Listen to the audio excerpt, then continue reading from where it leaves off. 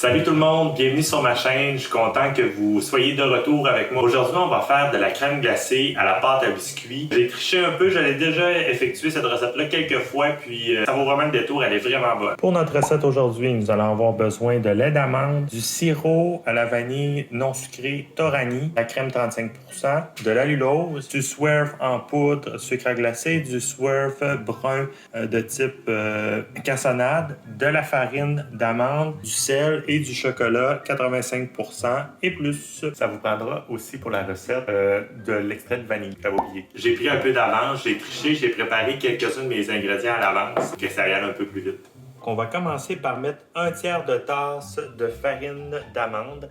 Moi, je double la recette, fait que j'en ai plus, mais dans la description, je vais vous mettre les ingrédients à l'unité. Une cuillère à soupe de Swerve en poudre, donc 2 cuillères à soupe dans mon cas. 3/4 de cuillère à soupe de Swerve cassonade, moi je l'avais donc doublé, encore une fois. Une cuillère à soupe de chocolat.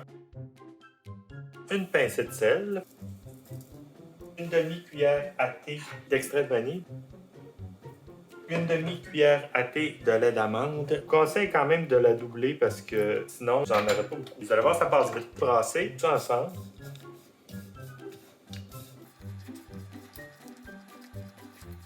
Ça a l'air sec un peu. Vous allez voir, plus vous allez brasser, regardez, ça fait comme des petites... vous allez être capable de le faire. Fait que là, le but de la chose, c'est d'arriver à faire des petites boules. On va faire une grosse boule en premier. Ça fait vraiment sec. On pense que ça ne formera jamais une boule, mais oui, ça fonctionne. Faites pas comme moi, j'avais fait des méga grosses boules au début. Puis tu sais, il faut qu'il y en ait plus dans la crème glacée. Fait que des petites boules, c'est un bon move. Juste avant de faire la crème glacée, je voulais vous parler des deux produits, soit l'allulose, le sirop Torani. Dans les deux cas, je les ai achetés sur Amazon. Je n'ai pas trouvé nulle part de ce produit-là. Et pourquoi ça plus que de l'érythritol, du Swerve, tout ça, c'est que ça a vraiment le même traitement que le sucre, c'est-à-dire les mêmes propriétés. C'est que ça se dissout, ça caramélise. Si vous le faites avec de l'érythritol, ce que j'ai fait dans le passé, ça va venir une grosse motte de glace. Il faut quasiment sortir 4 heures à l'avance pour y arriver. Alors qu'avec l'allulose, vous allez arriver à avoir une crème glacée qui ressemble davantage à une crème glacée normale, donc avec pratiquement la même texture. Ah, fuck. Oups. Une tasse, moi je vais en mettre 2.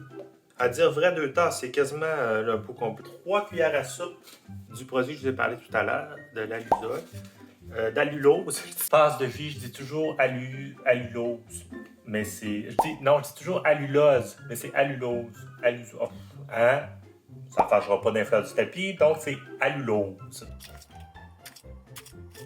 Une demi-cuillère à soupe de sirop de Torani. Une cuillère à thé d'extrait de vanille. Et une pincée de sel. Une fois que tous les ingrédients sont ensemble, on referme le tout et on brasse. Ah ouais, le keto! Shake! Si vous voulez, vous pouvez le faire aussi dans un pot maçon.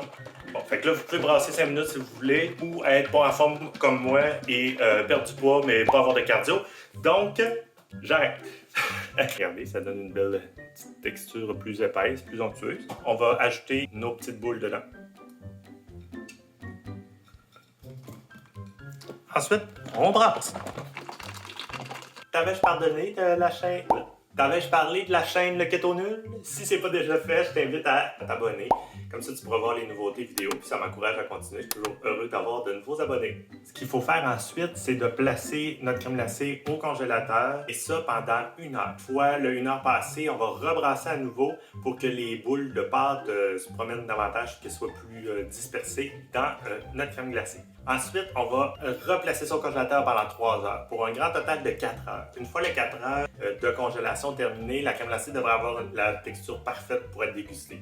D'ailleurs, on se voit tantôt à la dégustation. Ça change pas. Une fois le 4 heures de congélation, en fait, c'est plus longtemps que 4 heures parce que j'en ai mangé un petit peu hier.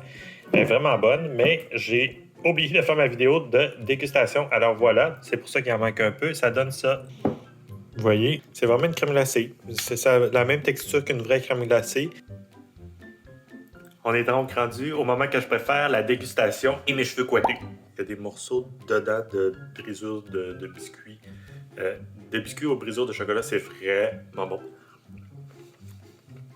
Essayez cette recette-là. C'est surprenant. Ça goûte la vraie crème glacée, même peut-être la Häagen-Dazs un peu plus crémeux. Sur ça, je t'invite à t'abonner sur ma chaîne si ce n'est pas déjà fait. Et puis, si tu veux m'écrire un petit commentaire, ça me fait plaisir d'y répondre. Ciao!